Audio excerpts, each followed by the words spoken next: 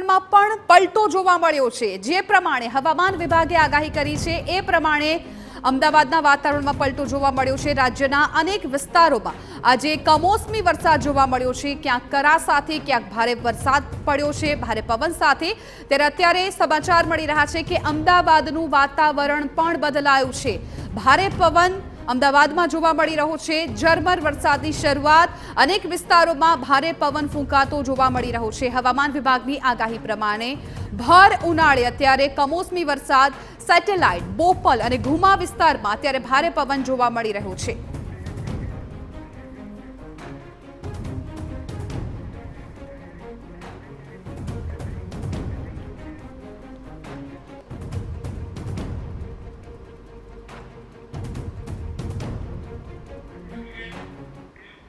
તો અમારા સંવાદદાતા રોનક વર્મા આ મામલે વધુ જાણકારી આપવા માટે અમારી સાથે લાઈવ જોડાઈ ગયા છે।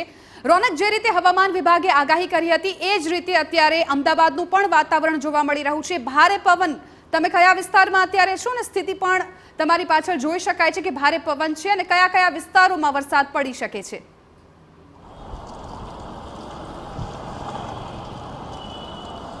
जी बिल्कुल थी जे प्रकार हवामान विभाग द्वारा जे कमोसमी वरसाद और भारे पवन की आगाही है करवामां आवी रही थी। सीधा ज दृश्यो आप अमदावादना एसजी हाईवे थी जोई रह्या छो कि त्यां आगळ थोड़ीक ज वारमां जे वातावरण छे ते बिल्कुल पलटायुं छे।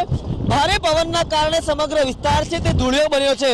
आ दृश्यो तो आप एसजी हाईवे थी जोई रह्या छो, परंतु समग्र अमदावाद और आसपासना ग्राम्य विस्तारनी पण आ ज प्रकारनी स्थिति छे ते जोवा मळी रही छे। आप दृश्य जुओ, लांबी लांबी हाईरेस बिल्डिंग छे ते अमदावाद और गांधीनगर हाईवे पर आवेली छे, परंतु जे प्रकारे भारे पवन छे ते फूंकाई रह्यो छे अने भारे पवनना कारणे समग्र अमदावाद अत्यारे धूळियुं छे ते बन्युं छे। अमदावाद अने पूर्व अने अमदावाद पश्चिम आ बंने भागना जे अनेक विस्तारो छे त्यां आ ज प्रकारनी स्थिति छे ते जोवा मळी रही छे। खास करीने पश्चिम विस्तारोनी वात करी जेमां सेटेलाइट प्रहलादनगरनी आसपास छे त्या प्रकारनी स्थिति छे।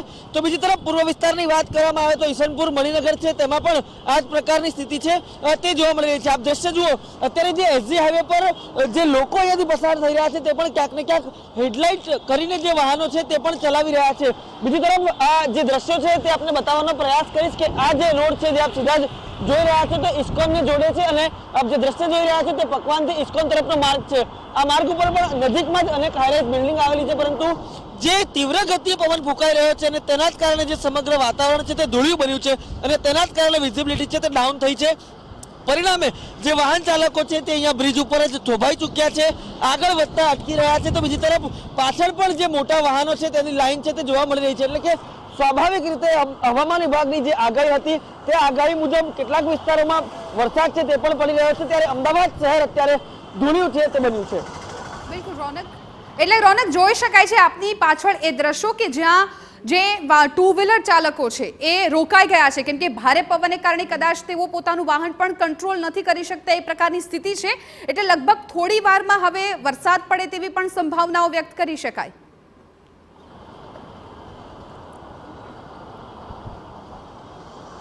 જે બિલકુલથી આ પ્રકારનું જે વાતાવરણ બન્યું છે તેમાં હવામાન વિભાગ પાછલા 4 થી 5 દિવસથી આગાહી છે તે કરી રહ્યું હતું।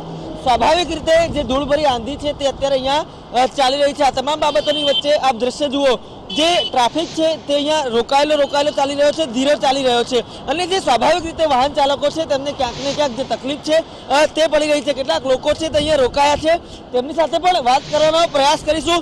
ભાઈ, તમે ક્યાંથી આવો છો ને શું સ્થિતિ છે? પોતાથી આવું છું પણ બહુ વાવાઝોડું છે।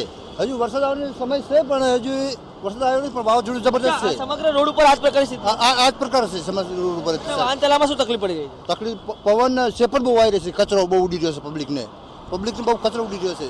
अच्छा, स्वाभाविक रीते जे पवन जे गतिए फूंकाई रह्यो छे तेना कारणे न मात्र धूळ परंतु जे कचरो छे, प्लास्टिक छे ते पण उडीने वाहन उपर जई रह्यो छे અને તેના જ કારણે સ્વાભાવિક રીતે જે વાહન ચાલકો છે તે અત્યારે મુશ્કેલીનો સામનો કરી રહ્યા છે। આ એક દેખીતી રીત છે જે વાહન ચાલકોની છે, પરંતુ અનેક ખેડૂતો એવા છે જેમનો પાક છે તે પણ ક્યાંક ને ક્યાંક ખુલ્લામાં પડ્યો હોય। અનેક એવા એપીએમસી માર્કેટ છે જેમાં ક્યાંક ને ક્યાંક જે પાક છે તે પણ ખુલ્લામાં મુકાયો હોય। એ સ્વાભાવિક રીતે જે એલર્ટ આપવામાં આવ્યું હતું તેના કારણે સાવચેતીના ભાગરૂપે તેને ઢાંકવાની વ્યવસ્થા માટે પણ કહેવામાં આવ્યું હતું, પરંતુ આ તમામ બાબતો વચ્ચે હવે રાજ્યનું ખાસ કરીને અમદાવાદ અને આસપાસનું વાતાવરણ પલટાયું છે અને ધૂળિયું બન્યું છે। કેટલાક વિસ્તારોમાં જે વરસાદ છે તેની સ્થિતિ પણ હાલ પ્રાથમિક રીતે જાણવા મળી રહી છે। આભાર સમગ્ર માહિતી બદલ। તો અમારા સંવાદદાતાએ અત્યારે આ દ્રશ્યો બતાવ્યા કે જ્યાં અચાનક જ અમદાવાદના વાતાવરણમાં પલટો આવ્યો છે। વરસાદ અત્યારે નથી વરસી રહ્યો, પરંતુ વરસાદ પહેલાની જાણે આ આંધી હોય, વંટોળ હોય એવા દ્રશ્યો જોવા મળી રહ્યા છે.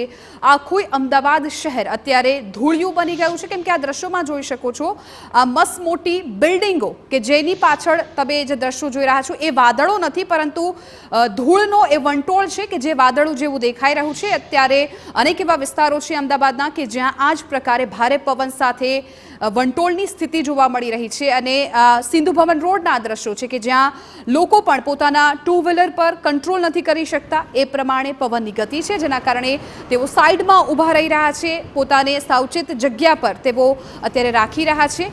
જે પ્રકારે હવામાન વિભાગે વરસાદની આગાહી કરી હતી એ જ પ્રમાણે અત્યારે અમદાવાદના મોસમમાં પલટો જોવા મળ્યો છે ને ભારે પવન સાથે ધૂળની જાણે આંધી આવી હોય તેવા દ્રશ્યો અત્યારે આ મેગા સિટીમાંથી સામે આવી રહ્યા છે. અત્યારે મોટા ભાગે ઓફિસમાંથી લોકોને પરત જવાનો સમય હોય છે ને આવા સમય હવે ટ્રાફિક જામ થાય તેવી પણ શક્યતાઓ જોઈ શકાય, કેમ કે લોકો છે એ છૂટતા હોય છે અત્યારે ઓફિસથી.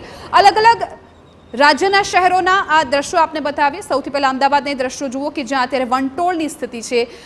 બીજા એ દ્રશ્યો જિલ્લાના છે કે જ્યાં કરા પડ્યા છે, ભર ઉનાળે બરફના કરા પડતા લોકો પણ ક્યાંક સાવચેત થયા હતા અને ખેડૂતોમાં ચિંતા વધી હતી. ભાવનગરના એ દ્રશ્યો